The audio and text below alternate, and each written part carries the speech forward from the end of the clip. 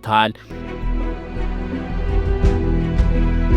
ሰላምን ካረጋገጠ በኋላ ቡኬሌ ወደ ኢኮኖሚ ዞረ። በ2021 ዓለምን ያስደነገጠ ውሳኔ ያስተላለፈ። ቢትኮይን ከዶላር ጎን ለጎን የሀገሪቱ ይፋዊ ገንዘብ ይሆናል አለ። ዓለም አቀፍ የገንዘብ ድርጅቶች ይህ አደጋ ነው፣ ሀገሪቱ ትከስራለች ብለው አስጠነቀቁት። ቡኬሌ ግን አልስማማም አለ።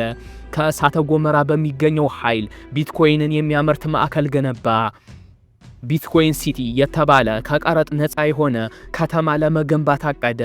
ምንም እንኳን ቢትኮይንን ሁሉም ህዝብ ባይጠቀመው አንድ ትልቅ ነገር አምጥቷል። ቱሪዝም፣ በሺዎች የሚቆጠሩ የቴክኖሎጂ ባለሀብቶች እና የክሪፕቶ ተጓዦች ውጥሯል። ህገ መንግስቱንም በመቀየር ለሁለተኛ ጊዜ ተመርጧል። ተቃዋሚዎቹም ይህ አምባገነንነት ነው ይላሉ። በሌላ በኩል በስህተት የታሰሩ በሺዎች የሚቆጠሩ ሰዎች እንዳሉ ይነገራል። ፍትህ ሳይኖር ሰላም ሊኖር አይችልም ወይስ ለኤልሳልቫዶር ህዝቦች ከዲሞክራሲ ይልቅ በህይወት የመኖር መብት ይበልጣል? ይህ ጥያቄ የዓለም ፖለቲከኞችን ለሁለት ከፍሏል።